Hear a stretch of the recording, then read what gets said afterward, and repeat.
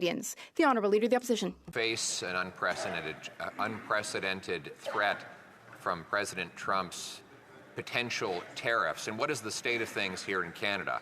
Our economy is weakened. Our borders are weakened. Our military is weakened. And most of all, our Prime Minister is weakened.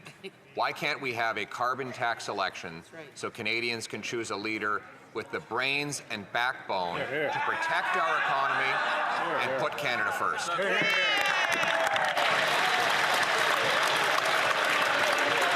The Right Honourable Prime Minister. Speaker, while the Leader of the Opposition focuses on himself and on me, we're staying focused on Canadians. We're investing in the kinds of things that are going to help people. We stood up for dental care. We stood up to deliver a school foods program. We're moving forward with more spaces at $10 a day childcare, all things that the Conservative Party voted against. But most recently, Mr. Speaker, they've announced they're going to be voting against the GST break for Canadians over the next couple of months, something that's going to help people at a time where they need that little extra help. But he doesn't care about helping Canadians. He just wants them to suffer more, so maybe he has a chance.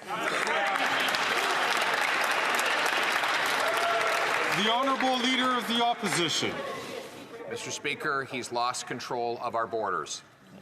He's lost control of immigration. He's lost control of spending.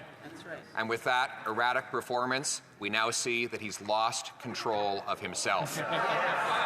No wonder foreign leaders believe they can walk all over him. They see him as a weak, incompetent leader who does not even have the support of his own party. Yes. Why won't he put the country first for a change, allow a carbon tax election so Canadians can have a Prime Minister who will protect this country?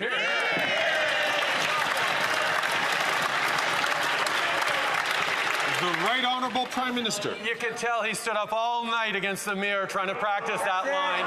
The reality is, Mr. Speaker, we've got our sleeves rolled up.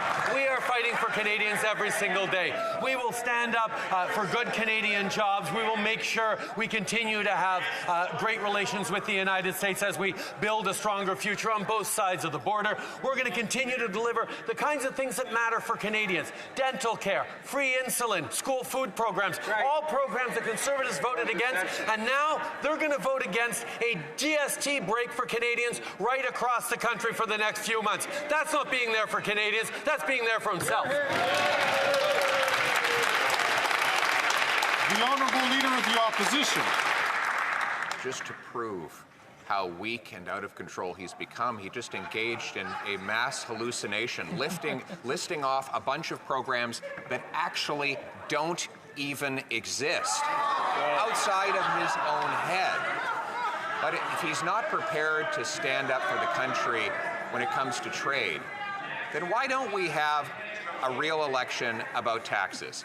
He can run on his tiny 2-month tax trick, and I'll run on my common sense plan to axe the tax and axe the sales tax on new homes. How about a carbon tax election now?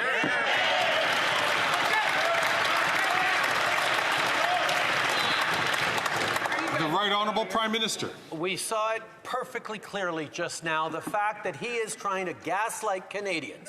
He just said that the dental care program, to pick one, doesn't even exist. Well, tell that to the 1 million plus Canadians who've gone to see the dentist, many for the first time in years, because of the Canada Dental Care benefit. This is what he's standing against. He's trying to convince Canadians that everything's broken while he forces his MPs to vote against a GST break that's going to help Canadians over the coming months. That's not leadership. That's pandering to the lowest common denominator.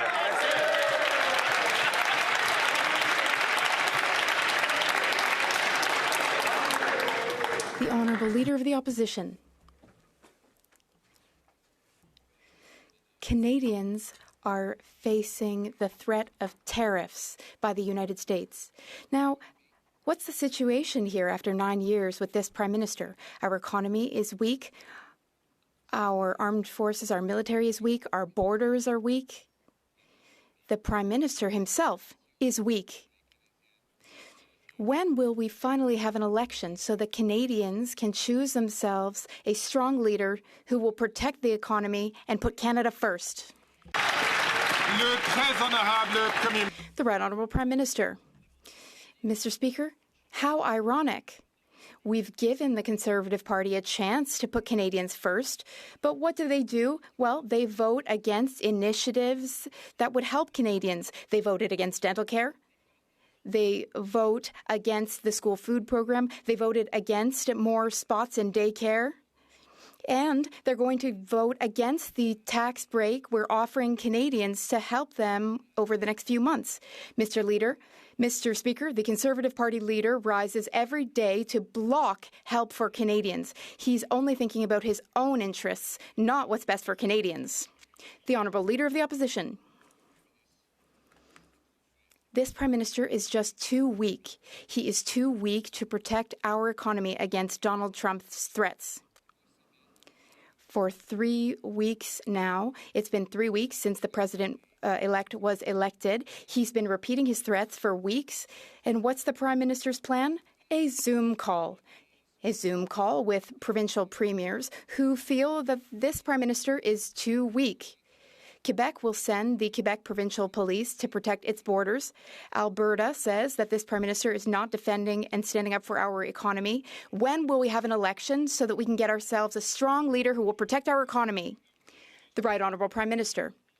Mr. Speaker, while the Conservative Party leader is playing petty partisan politics and putting on a show in this House, we are working every day to help Canadians.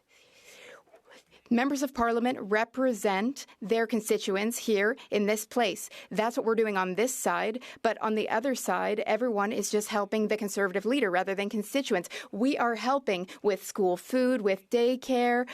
They're not supporting that. They say that everything is broken, but they're the ones trying to break everything for Canadians. We're here to invest in Canadians. They're here to sow chaos and discord, to break things, to not help Canadians.